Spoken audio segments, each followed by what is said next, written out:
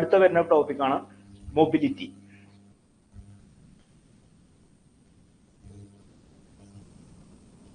അടുത്തത് എന്താണ്? Mobility. Mu. എന്താണ് mobility?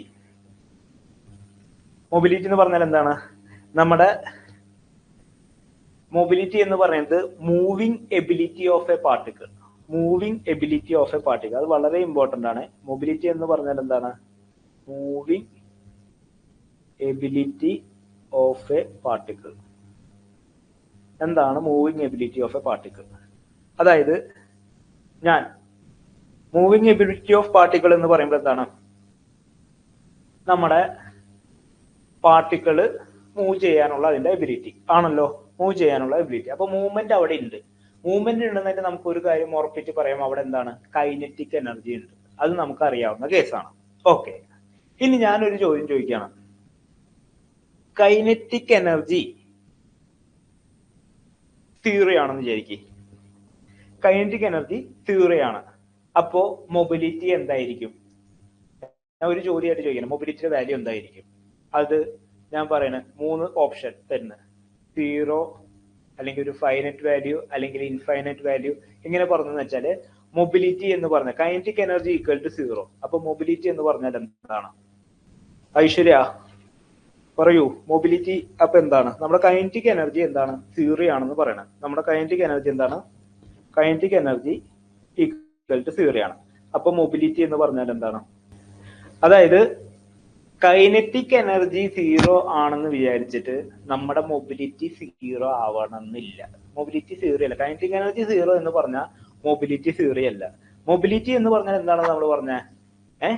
Moving ability of a particle ആണ്. ഇപ്പൊ ഞാനിപ്പോ ഇവിടെ സ്റ്റഡി ആയിട്ട് നിൽക്കണം.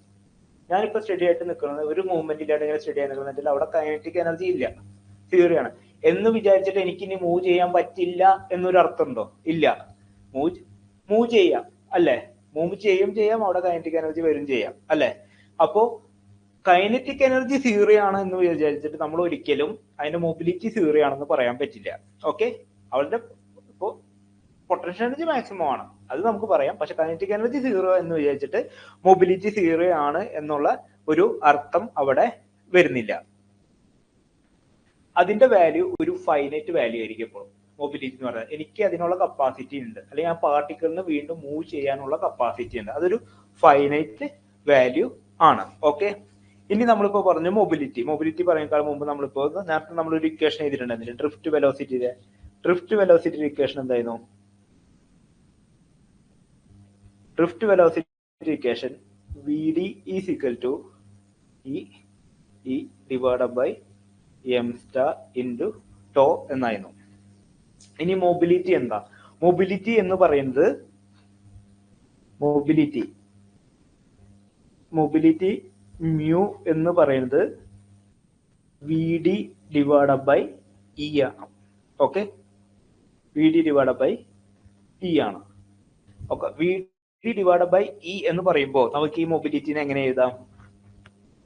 VD നമുക്ക് ഇവിടെ ഒരു E ഉണ്ട്, ഇവിടെ നമ്മൾ E ഉണ്ട്. അപ്പൊ ഇത് രണ്ടും തമ്മിൽ ക്യാൻസൽ ചെയ്ത് പോകും. ലാസ്റ്റ് നമുക്ക് എന്തുള്ള E by m star into tau. ഇതാണ് നമ്മുടെ മൊബിലിറ്റി എന്ന് പറയുന്നത്. ഓക്കെ, അപ്പൊ ഇവിടെ നമ്മൾ നേരത്തെ പറഞ്ഞ പോലെ നോക്കണമെന്ന് വെച്ചാൽ E എന്ന് പറഞ്ഞാൽ എന്താണ്?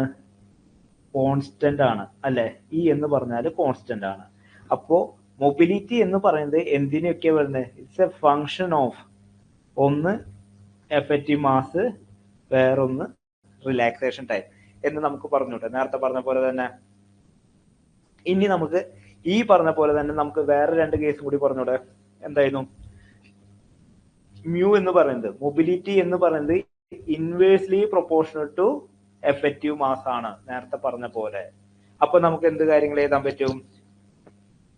MP സ്റ്റാർ എന്ന് പറയുന്നത് ഗ്രേറ്റർ ദാൻ MN സ്റ്റാർ ആണെന്ന് എഴുതാൻ പറ്റും അല്ലെ? Effective mass of force is greater than effective mass of electron എന്ന് പറയാൻ പറ്റും. അങ്ങനെ വരുമ്പോ ഈ ഇക്വേഷനിൽ നിന്ന് നമുക്ക് എന്ത് പറയും? Mobility of electron is greater than mobility of holes എന്ന് നമുക്ക് എഴുതാൻ പറ്റും. Mobility of electron is greater than mobility of hole എന്ന് നമുക്ക് എഴുതാൻ പറ്റും. നേരത്തെ സെയിം കണ്ടീഷൻ തന്നെയാണ് വന്നിട്ടുള്ളത്. Okay, mobility of electron is higher than mobility of holes. അപ്പോൾ ഈ ഒരു കാര്യങ്ങൾ കൺസെപ്റ്റും കൂടി വളരെ ക്ലിയർ ആയില്ലേ? ഇനി നമുക്ക് മനസ്സിലാക്കാനുള്ള ഒരു കാര്യം കൂടി ഉള്ളത്, നമ്മുടെ ഈ ഒരു രീതിയിൽ നമുക്ക് എങ്ങനെ എഴുതാം?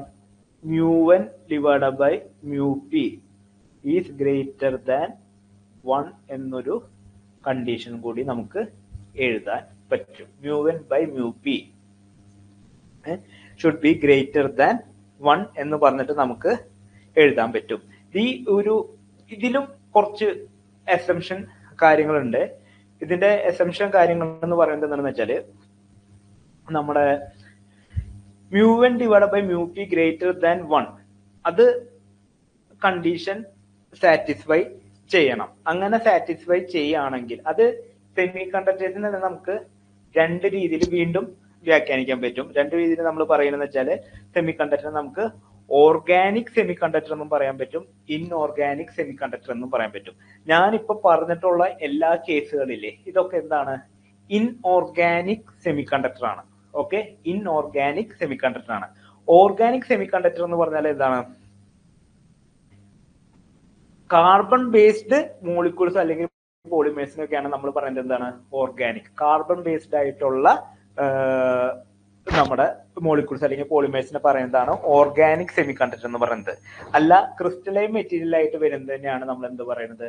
ഇൻഓർഗാനിക് സെമി കണ്ടക്ടർ എന്ന് പറയുന്നത്. ഈ കാർബൺ ബേസ്ഡ് ആയിട്ടുള്ള മോളിക്യൂൾസ് ഒക്കെ നമ്മൾ എന്തിനു വേണ്ടി യൂസ് ചെയ്യുന്നത്? LED, സോളാർ സെൽ അങ്ങനെയുള്ള സംഭവങ്ങൾ ഉണ്ടാക്കാൻ വേണ്ടിയാണ് നമ്മൾ മെയിൻ ആയിട്ട് ഓർഗാനിക് സെമി കണ്ടക്ടേഴ്സിനെ യൂസ് ചെയ്യുന്നത്. ഇവിടെ ഇൻഓർഗാനിക് സെമി കണ്ടക്ടർ ഈ ഒരു കണ്ടീഷൻ ഞാൻ പറഞ്ഞില്ലേ, നമ്മുടെ μn divide by μp greater than ഇത്, ഈ റേഷ്യോ ഹയർ ആണെങ്കിൽ നമുക്ക് നമ്മൾ ഉണ്ടാക്കണം നമ്മുടെ പ്രൊഡക്റ്റില്, നമ്മുടെ ഡിവൈസിലെ സ്വിച്ചിങ് പ്രോപ്പർട്ടി നമുക്ക് ഭയങ്കര ഫാസ്റ്റ് ആയിട്ട് നടക്കും. ഈ വാല്യൂ കുറവാണെങ്കിൽ സ്വിച്ചിങ് വളരെ കുറവായിരിക്കും. അതായത് നമ്മുടെ ഒരു ഫംഗ്ഷൻ, നമ്മുടെ ഇപ്പോ ഏറ്റവും അഡ്വാൻസ് ആയിട്ട് നമ്മൾ പറയുന്നത് മൊബൈല്, ലാപ്ടോപ്പ്, കമ്പ്യൂട്ടേഴ്സ് ഒക്കെ എടുക്കണമെന്ന് വെച്ചാൽ അതിലെ സ്വിച്ചിങ് പെട്ടെന്ന് നടക്കണമെങ്കിൽ നമ്മൾ ഈ പറഞ്ഞ പോലെ μn ഡിവൈഡ് ബൈ μp എന്നുള്ള വാല്യൂ ഹയർ ആണെങ്കിൽ നമുക്ക് അത് ഈ പ്രോപ്പർട്ടി പറയുന്നത് സ്വിച്ചിങ് വളരെ എളുപ്പത്തിൽ നടക്കും. അപ്പോൾ ഇൻഓർഗാനിക് ആണ് നമ്മൾ ഈ പറഞ്ഞ കമ്പ്യൂട്ടറും മൊബൈലൊക്കെ ഉണ്ടാക്കാൻ വേണ്ടി നമ്മൾ യൂസ് ചെയ്യുന്ന സെമി കണ്ടക്ടേഴ്സ് ഏതാണ്? ഇൻഓർഗാനിക് സെമി കണ്ടക്ടേഴ്സ് ആണ്. ഓർഗാനിക് എന്തിനൊക്കെ യൂസ് ചെയ്യുന്നത്? LED, സോളാർ സെല്ല് അങ്ങനെയുള്ള കേസിലൊക്കെയാണ് നമ്മൾ എന്ത് ചെയ്യണം? നമ്മൾ ഈ പറഞ്ഞ പോലെ ഓർഗാനിക് സെമി കണ്ടക്ടേഴ്സ് യൂസ് ചെയ്യുന്നത്. അപ്പൊ ആ ഒരു കൺസെപ്റ്റും കൂടി മനസ്സിലാക്കി വെച്ചോളൂ. മൊബിലിറ്റിയുടെ കേസിൽ ഇത്ര കാര്യങ്ങൾ നമുക്കറിയണം. Mobility of electron is greater than holes, പിന്നെ μn divide by μp should be greater than 1 എന്ന ഒരു കണ്ടീഷൻ കൂടി നമ്മൾ അവിടെ